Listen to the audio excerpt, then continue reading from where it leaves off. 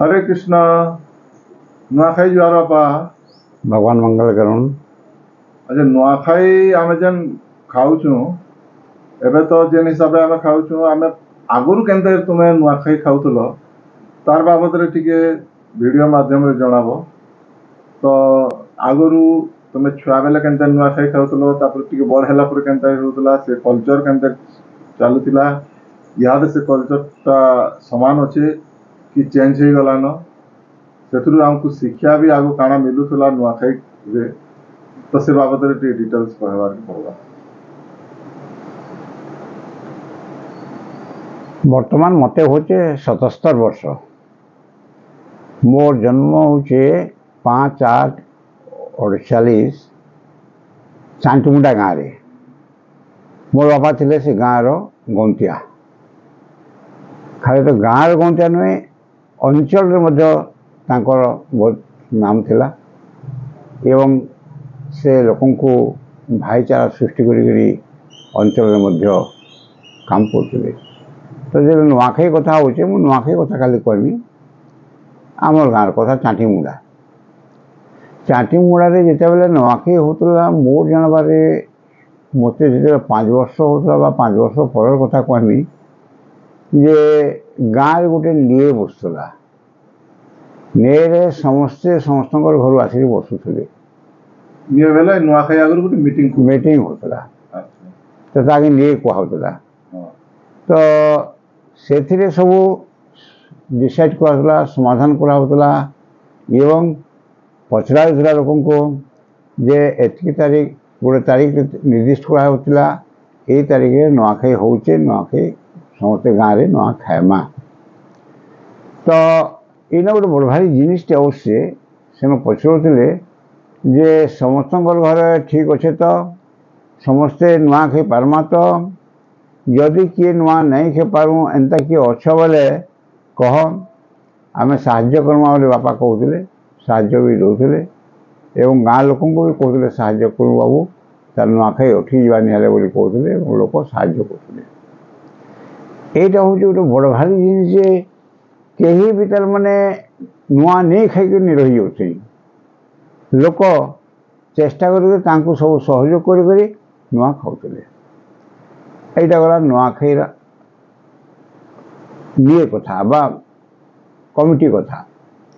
तो गाँव एवं कहूँ कमिटी से कहूँ निए से निए रे निर्देश होता जे बाली तुरिया पड़वा झांकर के निर्देश होते बापा जे बाबू तो तृतीया दिन देवी मान ठान सब बाली पका बेले कान से आनिक पहला नुआ धान आनिक से गाँव रो देवी मान को लगौला एवं प्रत्येक घर के खेड़े खेड़े धान दौला। अच्छा सेटा के कहतले बाली तार में सेटा कहतले बाली पड़ला बोली एवं गाँव चर्चा होला जे बाली पड़ला नुआ खाएमा पड़े बाली पड़ला बोली कहतले लोक माने। बेले सेटा नुआ खाई आगर दिन करथले नाही एटा हो बाली तृतीया रे होतला। बाली तृतीया आमे कहू पंचमी रे नुआ बेले तृतीया 2-3 दिन आगु। हाँ तो इना गोटे बड़ भारी जिनिसटे अच्छे जेन कहूँ मुझे आपण कौन बा बाबू तु जेन पचरा कहूचे जे नुआखाई केन्दार खाऊल गाँव में निए नहीं बसले नुआ नहीं खाऊे कार घर मरी किए हजी किए खाई नहीं पारे बोले गोटे घर लगे भी नुआखाई बंद हो जाता से गाँव में आमर गाँव सारा सब नुआ खाए तो खाए जो कार किसी असुविधा हो नुआ खिया बंद। तो सेनु चेष्टा करा जे जार घर जो बंद हो जाए ताके डाकिक निए कहते बाबू आ गाँ जाक सब अच्छन तोर काना असुविधा कह आम सब ते साहाय्य करमु आउ नुआटा खाएमा नुआ कामटा चलईदेमा। से लोक मैंने भी कहते हाँ गतिया आओ गाँ माँ सब अच्छन आटा के केन्ता आम बंद करमा नहीं चलईदेमा न बोली से कहते ताके शुणिक नुआ खाऊले। यहाँ गला नुआखाई पर्व कथा आरंभर तापर नुआखाई केन्ता केन्ता पालन करते कहूचे।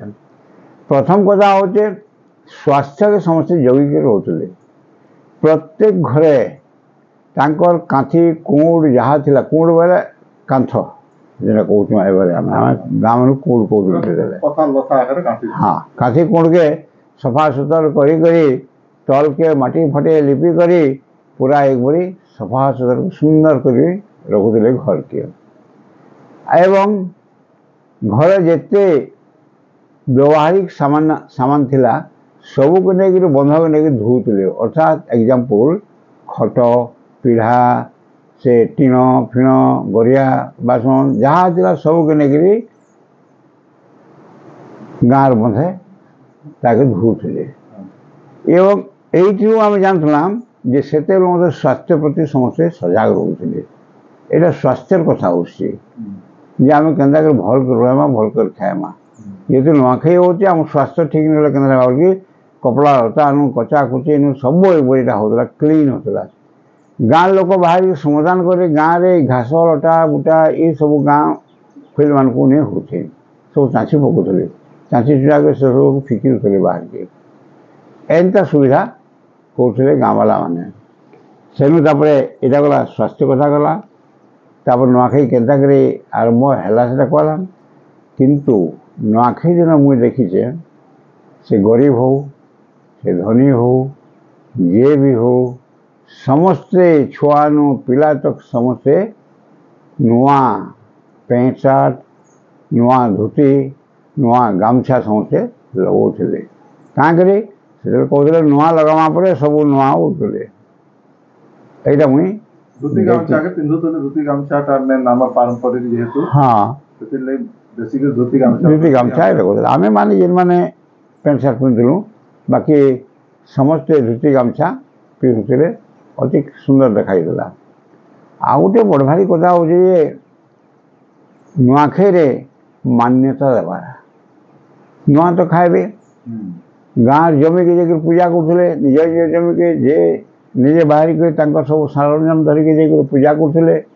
ପୂଜା କରିକରି ତାପରେ ଫେରିଲା ପରେ ନିଜେ ନିଜର ଘର ସମସ୍ତେ ନୂଆ ଖାଉଥିଲେ। 2 ବାଜିଗଲେ ସମସ୍ତେ ତାପରେ ଆସ ଜୁହାର ପରବ। ଜୁହାର ପରବ ବୋଲେ କାଣା ସମସ୍ତେ ନିଜ ବୟୋଜ୍ୟେଷ୍ଠମାନେ ସମସ୍ତେ ଜୁହାର କରିବେ।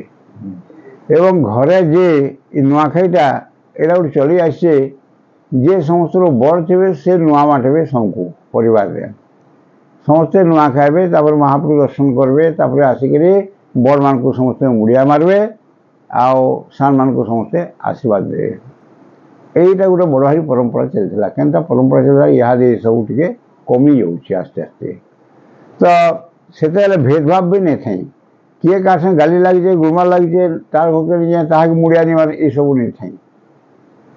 ଗାଳି ଗୁମା ଲାଗିଥିଲେ ବି ଆସିକରି ଗଞ୍ଚା ଜୁହାର ଭାଇ ଜୁହାର ଦାଦା ଜୁହାର କକା ଜୁହାର ବୋଲି ସମସ୍ତେ ସମସ୍ତଙ୍କୁ କହୁଥିଲେ। ଛୋଟ ମୋଟ କିଏ କାହାକେ ଜାତି ଭେଦଭାବ ବି ନାଇଁ ମୋଟେ ନେଇ ଥାଇ, ଜାତି ଜୁତା କିଛି ନେଇ ଥାଇ।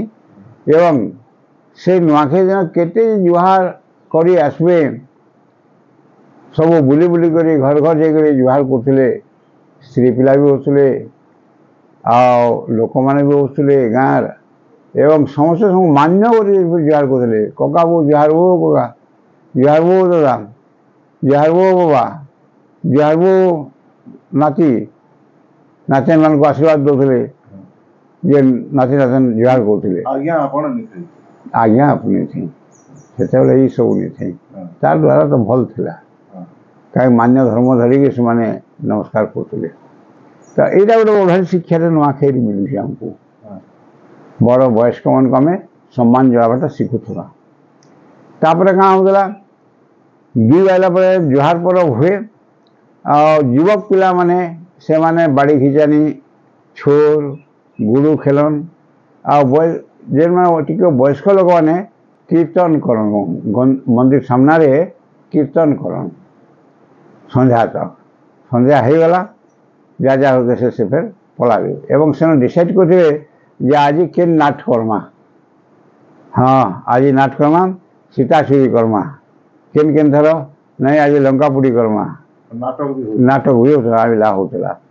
ଆଉ ଗୋଟେ ଥର ଗୋଟେ ହେଉଥିଲା ନାଟକ। ବହୁତ ସୁନ୍ଦର ଲାଗୁଥିଲା, ଲୋକ ଆସି ଉପଭୋଗ କରୁଥିଲେ। ତ ଏଇ ନୂଆଖାଇରେ ଖାଲି ଭାଇଚାରା କହିସନ୍ ଭାଇଚାରା ନୁହେଁ, ଏଥିରେ ବହୁତ ଜିନିଷ ଶିକ୍ଷଣୀୟ ଜିନିଷ ଅଛି। ପ୍ରଥମତଃ ହେଉଛି ଆମର ହେଲ୍ଥ ଅର୍ଥାତ୍ ସ୍ୱାସ୍ଥ୍ୟ, ତାପରେ ହେଉଛି ଆମର ଏଜୁକେସନ୍, ତାପରେ ହେଉଛି ଆମର କଲଚର, ଆମର କଲଚରାଲ ଆକ୍ଟିଭିଟି, ଯେ ନାଟକ ତାମସା କୀର୍ତ୍ତନ ହେଉଥିଲା ସବୁ କଲଚରାଲ କି ଅବସଲା, ଏଇଟା ବହୁତ ଗୁଡ଼ାଏ ଜିନିଷକେ ତାପରେ ପାରମ୍ପରିକ ବେଶଭୂଷା ବି ପିନ୍ଧୁଥିଲେ। ପିନ୍ଧୁଥିଲେ ଏବଂ ବହୁତ ଗୁଡ଼ାଏ ଜିନିଷ ଇନ ହେଉଥିଲା। ଆଉ ଗୋଟେ ଥିଲା ବଡ଼ ଭାରି ଜିନିଷରେ ଯେନ ମୁଇଁ ବି ମୋର ମନେ ଅଛି, ଯାଇଛୁ ବି ଆମ ବାପା ଘରକୁ, ତ ଯାର ଘରେ ମିଟ ବସତେ ମାସାର ବସତେ ବେଲେ ନୂଆଖାଇକେ ଭାର ଯିବା, ଇ ମାସ ଦେଖୁନ ସେ ମାସ ଧରକେ, ସେ ମାସ ଇ ମାସ ଧରକେ ଆସବା ନୂଆଖାଇ ଆଗରୁ। ନୂଆଖାଇ ଭେଟ ତାର ମାନେ।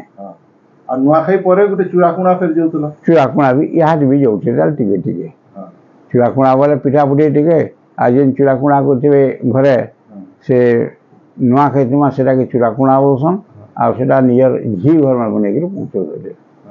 ଆଉ ମାସାଦ ଘର ମାନଙ୍କୁ ଭାର ଯାଉଥିଲା, ଘର ନୂଆଖାଇ ଭାର ଯାଉଥିଲା। ଇ ମାସ ଧରୁ ସେ ମାସ ଧରକେ ଯିବା, ସେ ମାସ ଧରୁ ଇ ମାସ ଧରକେ ଆଇବା, ନିଜ ଶକ୍ତି ସାମର୍ଥ୍ୟ ଦେଖି ସେମାନେ ସବୁ ଦିଆ ନିଆ ହେଉଥିଲେ। ସେଟା ଗୋଟେ ବଡ଼ ଭାରି ଜିନିଷ ଥିଲା। କିନ୍ତୁ ଆସ୍ତେ ଆସ୍ତେ ଏସବୁ ଲୋପ ପାଇଯାଉଛି। ଲୋପ ପାଇଯାଉଛେ ବୋଲବା ଆମର ଖାନା ପିନା ଉପରେ ବି ମୁଇଁ ଗୋଟେ ପଚରାମି। ଏବେ ଯେନ୍ତା ଗୋଟେ ଗୋଟେ ଷ୍ଟାଇଲ ଖାନା ମାନେ ହଉଛେ, ମଞ୍ଚୁରିଆନ ଆଉ ଏ ଚାଇନିଜ ଫୁଡ ମାନେ ବି ହେଇ ବସଲାନ। ମୁଇଁ ଭାବବାର ହିସାବରେ ନୂଆଖାଇରେ ସେ ଫୁଡ ନି ହଉଥାଏ ଆଗରୁ, ବୋଧେ ସବୁ ସ୍ୱଦେଶୀ ଖାନା କରୁଥିଲେ ବୋଧେ। ଚାଉଳ ପିଠା ହେଉଥିଲା, ପୁରୀ ତିଆରି ହେଉଥିଲା ଗହମରେ, ତାର ବାହାରେ ଏଇ ଯେନ୍ ଆଜକାଲ ଯେନ୍ ଖାଉଛନ୍ ଯେଉଁଟାକି ତାର ନାଁ ଯଦି ଆମେ କହୁଛୁ ସେଟା ନାହିଁ, ସେ ଏକା ପିଠା ବାଗିର କରିକି ତିଆରୁଥିଲେ। ସେଟା ହେଉଛି ମାଲପୁଆ ବୋଲି କୁହାହେଉଥିଲା। ସେ ମାଲପୁଆରେ ବହୁତ ଜିନିଷ ପଡ଼ୁଥିଲା, ବହୁତ ସାମାନ ପଡ଼ୁଥିଲା, ମାଲପୁଆ ତିଆରି ହେଉଥିଲା।